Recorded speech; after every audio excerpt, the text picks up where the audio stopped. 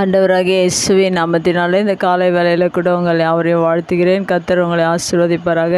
இந்த நாளிலே கூட சங்கீதம் 62:5 கூட வாசித்து தியானிக்கலாம். என் ஆத்துமாவே தேவனையே நோக்கி அமர்ந்திரு, நான் நம்புகிறது அவராலே வரும். மிக அருமையான வேத வசனம். தாவீது இந்த இடத்துல தன்னுடைய ஆத்துமாவை நோக்கி அவர் சொல்லுகிற வார்த்தை, தேவனையே நோக்கி அமர்ந்திரு என்று சொல்லுகிறார். ஆமையாகவே நம்முடைய வாழ்க்கையில் தாவீதை போல ஒவ்வொரு நாளிலும் நம்முடைய ஆத்துமாவை குறித்து நாம் பேசுகிறவர்களாக இருக்க வேண்டும்.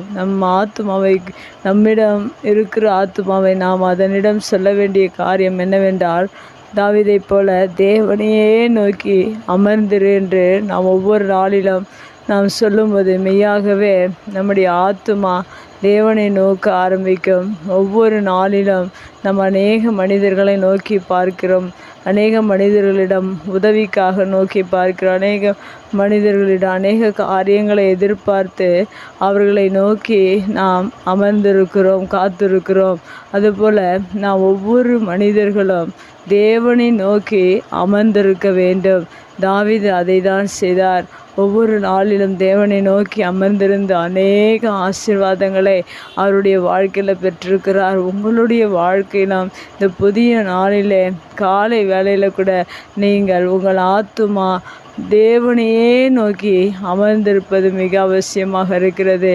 அப்படி இந்த உலகத்தில் எல்லா காரியங்களை காட்டிலும் தேவனிடத்தில் நாம் அவரை நோக்கி அமர்ந்திருக்கும் போது எந்த காரியத்திற்காக நீங்கள் அமர்ந்திருக்கிறீர்களோ அந்த காரியத்தை தேவன் நிறைவேற்றுகிறவராக இருக்கிறார். நாம் மனிதர்களிடம் ஒரு சில காரியங்களுக்காக நாம் காத்திருக்கிறோம் என்றால் அந்த மனிதர்கள் ஏமாற்றி விடுவார்கள். காத்திருந்து பலனில்லாத சூழ்நிலைகள் அநேகருடைய வாழ்க்கையில் வருவதுண்டு. ஆனால் ஒரு மனிதன் அவன் தேவனை நோக்கி அமர்ந்திருக்கும் போது அந்த மனிதன் மெய்யாகவே ஆசீர்வதிக்கப்பட்டவனாக இருக்கிறான் இந்த பூமியில்.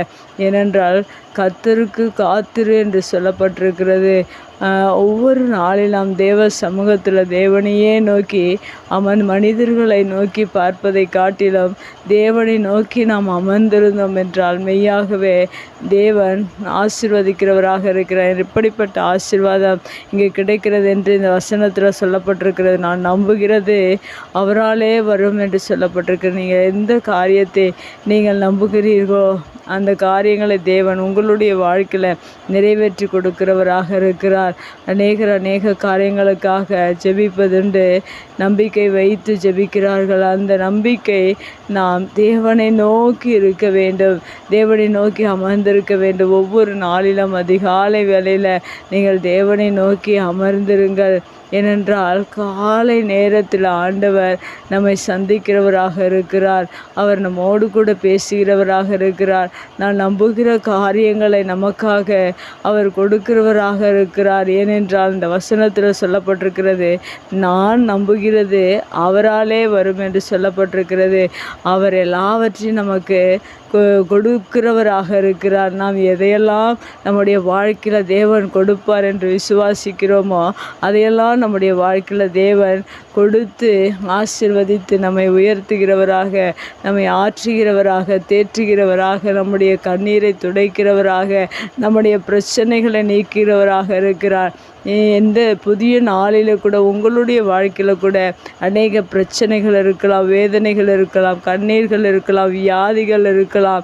அதை தேவன் சுகப்படுத்துவார் என்ற நம்பிக்கையோடு கூட தேவனையே நோக்கி நீங்கள் அமர்ந்திருங்கள். மெய்யாகவே நீங்கள் நம்புகிற காரியத்தை தேவனே உங்களுக்கு கொடுத்து இந்த புதிய நாளில் உங்களை ஆசீர்வதிக்க அவர் வல்லவராக இருக்கிறார். எந்த காரியமாக இருக்கட்டும், நீங்கள் தேவனையே நோக்கி அமர்ந்திருங்கள்.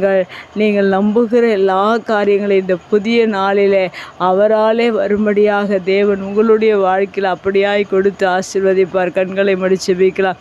எங்கள் அன்பு தகப்பனே, இந்த அருமையான வார்த்தைக்காக நன்றி செலுத்துகிற தாவீதுடைய வாழ்க்கையில் அவருடைய ஆத்துமா உம்மையே நோக்கி அமர்ந்திருந்து அநேக நம்புகிற காரியங்களை தாவீது அவருடைய வாழ்க்கையில் பெற்றுக்கொண்டது போல நாங்கள் இந்த புதிய நாளில் எங்களுடைய வாழ்க்கையில் நம்புகிற எல்லா காரியங்களையும் நீர் உம்மாலே எங்களுடைய வாழ்க்கையில் வரும்படியாய் செய்கிற தேவனாக இருக்கிறபடினால நன்றி செலுத்துகிற உம்முடைய வார்த்தை கேட்கிற ஒவ்வொரு குடும்பங்களிலும் நீங்கள் அநேக நம்பிக்கை உண்டு, அநேக காரியங்களை நம்பி உம்மிடத்தில் அமர்ந்திருக்கிற அநேக காரியங்கள் உண்டு தகப்பனே. எல்லாவற்றையும் அவருடைய வாழ்க்கையில் நீங்கள் நிறைவேற்றி கொடுக்க போகிறதற்காக நன்றி செலுத்துகிறோம். இயேசுவின் நாமத்தில் ஜெபங்கள் நல்ல பிதாவே, ஆமேன்.